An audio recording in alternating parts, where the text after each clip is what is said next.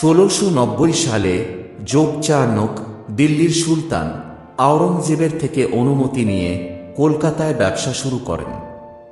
ধীরে ধীরে east India কোম্পানির ক্ষমতা বৃদ্ধি পায় এবং 1757 সালে পলাশীর যুদ্ধে নবাব সিরাজউদ্দৌলাকে হারিয়ে তারা কলকাতায় নিজেদের গড় তৈরি করে। এরপর শুরু হয় মানুষের উপর নির্মম অত্যাচার। ব্রিটিশরা সবসময় চাইত যাতে তাদের ভয়ে সবাই ভীত সন্ত্রস্ত হয়ে থাকে। তাই ইংরেজরা প্রথম থেকেই আইন শৃঙ্খলার রাশ ধরেছিল শক্ত হাতে। বিলিতি ধাঁচে আদালত গড়ে ওঠে এই সময়ই। 1774 সালে প্রতিষ্ঠা করা হয় সুপ্রিম কোর্টের।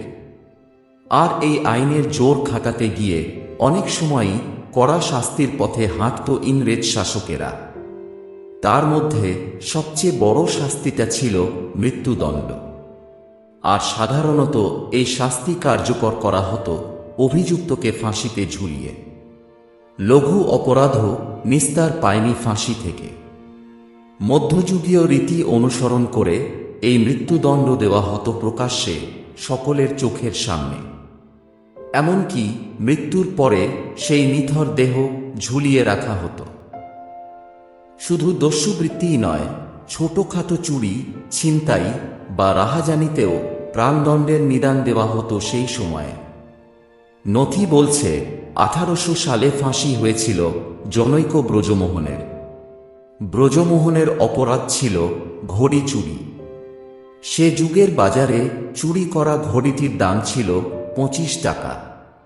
ফাঁসির পাশাপাশি শাস্তি ছিল তুরুন ঠোকা বা তোপের মুখে উড়িয়ে দেওয়া।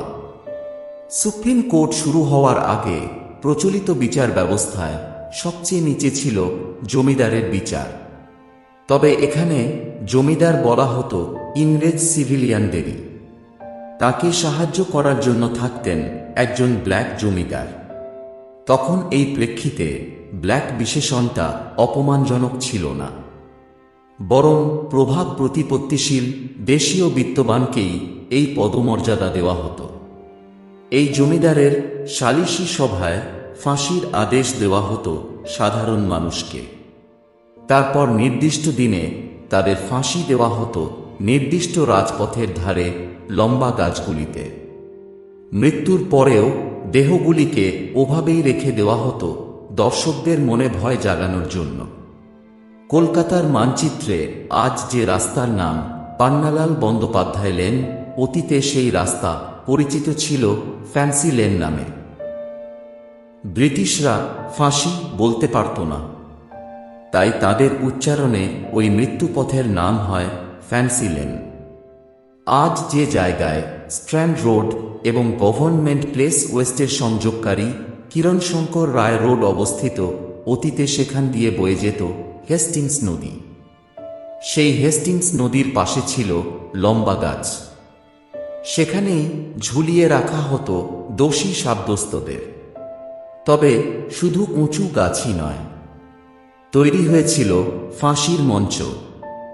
এখন যেখানে ওল্ড কাউন্সিল হাউস স্ট্রিট, সেখানেই তৈরি হয়েছিল ফাঁসি কাঠ। হেস্টিংসের চক্রান্তে দোষী প্রতিপন্ন হয়েছিলেন মহারাজা নন্দকুমার। ফোর্ট উইলিয়ামে সুপ্রিম কোর্ট অব জুডিকেচারের প্রথম প্রধান বিচারপতি এলাইজা ইম্পে রায়দানের সময় বন্ধু হেস্টিংসের প্রতি পক্ষপাতিত্ব করেছিলেন বলে অভিযোগ। শোনা যায় মহারাজ নন্দকুমারের ফাঁসি দেখে সকলে ফিরেছিলেন গঙ্গা স্নান করে, কারণ নন্দকুমার ছিলেন ব্রাহ্মণ। ব্রহ্মহত্যা দেখার মহাপাপ ধুয়ে ফেলতে গঙ্গা স্নানই ছিল সামাজিক বিধান। নন্দকুমারের সঙ্গে অবিচার হলেও তার প্রতিপত্তি ছিল।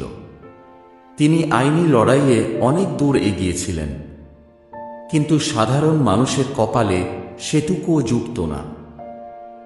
জমিদারের বিচারে তাদের ফাঁসির হুকুম শুনিয়ে দেওয়া হতো। 19 শতকে পেশাদারি ওকালতি শুরু হওয়ার পরেও তা ছিল অত্যন্ত মহার্ঘ। ফলে সাধারণ গরিব মানুষের সুবিচার পাওয়ার কোনো রাস্তা ছিল না। জটিল ও অর্থবহুল বিচার প্রক্রিয়ার মধ্যে না ঢুকে ছাপোষা মানুষের মনে হতো এর থেকে বোধহয় মৃত্যুই ভালো। ব্রিটিশ হুকুমে দিনের আলোয় প্রকাশ্যে তাদের ফাঁসি দেখতে ভিড় করতেন বহু মানুষ। তা দেখে কেউ চোখ মুছতেন, আবার কেউ ব্রিটিশ সুশাসনের গুণগানও করতেন। রাস্তার পাশের গাছে প্রায়শই ঝুলে থাকত গরিব ভারতবাসীর ঝুলন্ত নিথর দেহ। এখন সেই উঁচু গাছগুলি নেই, নেই হেস্টিংস নদীও, শুধু ফ্যান্সি লেন সাক্ষী রয়ে গিয়েছে অসংখ্য মৃত্যুর। নিজের নামের সঙ্গে বয়ে নিয়ে চলেছে ওই অভিশপ্ত ইতিহাস।